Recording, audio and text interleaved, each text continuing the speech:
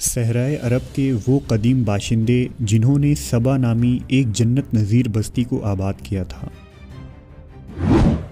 قوم سبا جنہیں اللہ نے بے شمار نعمتوں سے نوازا تھا، لیکن انہوں نے ایسا کون سا جرم کیا تھا کہ صرف ایک ادنے سے چوہے نے ایک عظیم بستی کو تباہ و برباد کر دیا۔ قوم سبا کون تھے اور ان کا انجام کیا ہوا؟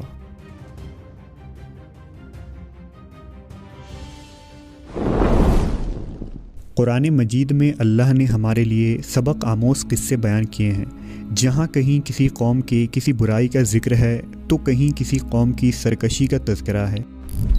ان اقوام پر آنے والے خوفناک عذاب اور ان کے انجام سے نہ صرف قریش مکہ بلکہ اہل کتاب اور اس زمانے کے لوگوں کو ڈرایا گیا ہے، یہاں تک کہ یہ دنیا میں آنے والے تمام انسانوں کے لیے نصیحت ہے۔ ان اقوام میں سے ایک قوم ایسی بھی تھی جسے قوم سبا کہا جاتا ہے۔ تاریخ کے مطابق سبا جنوبی عرب کے ایک بہت بڑے قوم کا نام تھا۔ قدیم زمانے سے ہی پوری دنیا میں عرب کے اس قوم کو کافی شہرت حاصل تھی۔ 2500 سال قبل از مسیح کے اسوریا اور بابل کے کتبے میں اس قوم کا ذکر ملتا ہے، جنہیں ساہوم کہا گیا ہے۔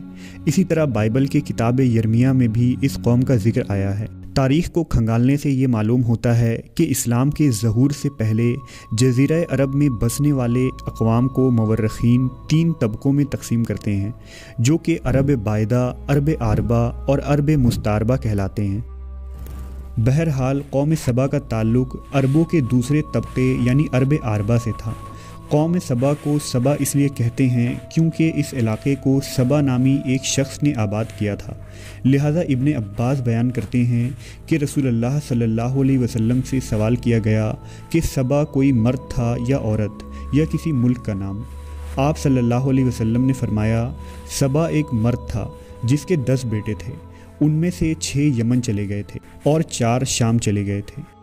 سبا سام بن نوح کے بیٹے قحطان کی اولاد تھے، یہی وجہ ہے کہ ان لوگوں کو قحطانی عرب بھی کہا جاتا تھا۔ سبا کا اصل نام عبد الشمس تھا۔ اہل تاریخ نے یہ بھی لکھا ہے کہ عبد الشمس نے اپنے زمانے میں آخری نبی کی بشارت سنائی تھی اور وہ ایک نیک انسان تھا۔ سبا جنوبی عرب کے تمام قبائل کا جد امجد تھا۔ اس نے یمن کا مشہور شہر معرب کو آباد کیا تھا۔ ابن کثیر نے یہ بھی لکھا ہے کہ سبا بعد میں یمن کے بادشاہوں کا لقب ہو گیا تھا اور ملکہ سبا یعنی بلقیس کا تعلق بھی اسی سلطنت سے تھا۔ قوم سبا کی سلطنتیں ایک زمانے میں اتنی طاقتور ہو گئی تھیں کہ مصر، شام، ایران اور ہند تک کے علاقے تک پھیل گئے، جہاں کے کھنڈرات میں ان کے نشانات اب بھی موجود ہیں۔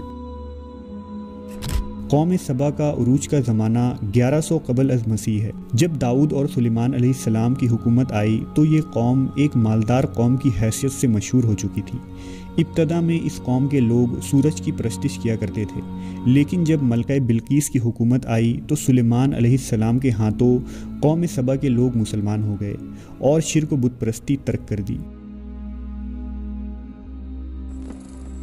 امام ابن کثیر لکھتے ہیں کہ قوم سبا کے علاقے میں معرب نامی ایک شہر تھا۔ یہ شہر بلق نامی 2 پہاڑوں کے درمیان تھا۔ پہاڑوں سے بارش کا پانی آنے کی صورت میں یہ شہر ہمیشہ سیلابوں کی زد میں رہتا، لہٰذا اس شہر کے بادشاہوں نے، جس میں ملکہ بلقیس کا نام بھی آتا ہے، دونوں پہاڑوں کے درمیان ایک مضبوط بند تعمیر کیا جس نے سیلاب کو روک کر پانی کا ذخیرہ بنا دیا۔ بند کے اندر اوپر نیچے پانی نکلنے کے لیے 3 دروازے بنائے گئے۔ اس بند کے نیچے ایک بڑا تالاب تھا جس میں 12 نہریں نکالی گئیں جو شہر کے مختلف اطراف میں پہنچائی گئی۔ دونوں پہاڑوں کے کناروں پر باغات لگائے گئے تھے جس میں ہر طرح کے درخت اور ہر قسم کے پھل بکثرت پیدا ہوتے تھے۔ کہتے ہیں کہ قدرت کی فراوانی اس قدر تھی کہ ایک عورت سر پر ٹوکری لے کر چلتی تو درختوں سے ٹوٹ کر گرنے والے پھلوں سے وہ ٹوکری خود بخود بھر جاتی۔ سینکڑوں میلوں میں پھیلے باغات کا سلسلہ دیکھنے سے یوں لگتا تھا کہ یہ ایک خوابوں کا شہر ہے۔ قسم قسم کے پھلدار درختوں اور پھولوں کی کثرت سے پورا علاقہ معطر ہو گیا تھا اور جب ہوا چلتی تو اس خوشبو سے لوگ لطف اندوز ہوا کرتے تھے۔ وہیں خود اس علاقے میں عود، عنبر، مشک، دارا چینی اور بے شمار چیزوں کی پیداوار ہوتی تھی۔ اللہ نے اس علاقے کو بلد طیبہ قرار دیا ہے، جس میں سردی گرمی کا اعتدال اور آب و ہوا ایسی صحت بخش کہ پورے شہر میں مچھر، مکھی، سانپ، بچھو جیسے موذی جانور کا نام و نشان بھی نہیں تھا۔ کہتے ہیں کہ ملکہ بلقیس سے سلیمان علیہ السلام کا رشتہ ہو جانے کے بعد قوم سبا ایک لمبے عرصے تک توحید پر گامزن رہی، مگر بعد میں انہوں نے بغاوت اور سرکشی شروع کر دی۔ وہ لوگ کافر ہو گئے، ان کے اندر شرک و بت پرستی کا زور ہو گیا۔ انہوں نے المقا یعنی چاند دیوتا، ایشتر یعنی زہرہ ستارہ، زاب یعنی سورج دیوی اور اس طرح کے بہت سارے باطل دیوی دیوتاؤں کی پوجا شروع کر دی۔ نہ صرف شرک و بت پرستی بلکہ قوم سبا کے لوگ نہایت ہی عیش پسند اور اللہ کے ناشکرے بن گئے تھے اور مال و دولت کے نشے میں چور ہو چکے تھے۔ وہ خدا کی یاد سے غافل ہو گئے۔ اتنے سارے نعمتوں اور راحتوں کی فراوانی کے باوجود وہ اللہ کو بھول بیٹھے اور دنیا کی دل فریبیوں میں ہی مست ہو گئے۔ قوم سبا کے لوگ اسراف کرنے لگے تھے اور خدا کی دی ہوئی نعمتوں کو بیجا برباد کرنے لگے تھے۔ حالت یہ تھی کہ یہ لوگ خالص گندم کی بنی روٹیوں سے بچوں کے بدن کی گندگی صاف کیا کرتے تھے۔ بعد میں ان گندی روٹیوں کو اکٹھا کرنے سے ایک پہاڑ بن گیا تھا۔ جب کوئی صالح شخص انہیں اس عمل سے ڈراتا اور اللہ کا خوف دلاتا تو وہ جواب دیتے کہ جاؤ، ہمیں بھوک اور اناج کی کمی سے کوئی ڈر نہیں ہے، ہمارے پاس بہت سارے پھل، گندم اور میوے ہیں۔ غرض یہ کہ نعمتوں کی کثرت نے انہیں غافل کر دیا۔ کہتے ہیں کہ وقتاً فوقتاً قوم سبا کی طرف 13 پیغمبر مابعوث کیے گئے تھے، لیکن ان 13 پیغمبروں کا ذکر قرآن و حدیث یا کسی بھی تاریخی حوالے میں موجود نہیں ہے۔ ان انبیاء اکرام نے ان لوگوں کو خدا کی نعمتوں کا شکر بجا لانے کی تلقین کی، انہیں راہ راست پر آنے کی نصیحت کی اور بیجا اسراف سے توبہ کرنے کو کہا، لیکن ہر سرکش قوم کی طرح انہوں نے بھی انبیاء کی دعوت کا رد کر دیا۔ اللہ نے انہیں سنبھلنے کی کافی مہلت دی، لیکن وہ اپنے کفران نعمت پر قائم رہے، لہذا اللہ نے ان کی گرفت کرنے کا فیصلہ کیا۔ قوم سبا کے جرم کے پاداش میں ان پر اندھے چھچھندروں کو مسلط کر دیا گیا۔ ان صحرائی چھچھندروں اور چوہوں نے ان کے عظیم مارب ڈیم کا رخ کیا اور بند کو نیچے سے کھودنا شروع کر دیا اور اس میں سوراخ کرتے چلے گئے۔ چوہوں نے بند کے نیچے جگہ جگہ چھوٹے بڑے سوراخ کر دیے، لہذا جب پانی کا ریلا آیا تو انہیں چوہے کے ذریعہ بنائے گئے سوراخوں سے نکلنے کا موقع مل گیا، جس سے بند ٹوٹ گیا اور پانی پوری بستی میں پھیل گئی۔ قوم سبا کے تمام باغات اور کھیت پانی میں غرق ہو گئے۔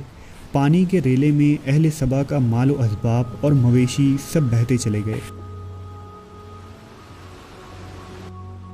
اہل سبا کے خوبصورت سجے سجائے محلات اور مکانات ویران ہو گئے۔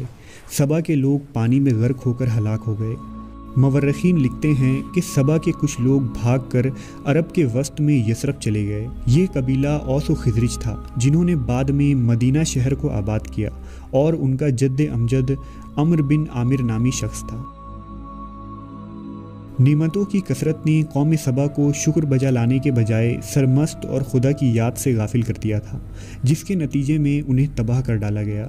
یہ سزا ان کے اپنے ہی اعمال کا بدلہ تھا جو انہوں نے کیے تھے۔ اس طرح اللہ کے غضب نے اس قوم کو انتہائی عروج سے گرا کر اس گڈھے میں پھینک دیا جہاں سے پھر کوئی مغلوب قوم کبھی کھڑی نہیں ہو سکتی۔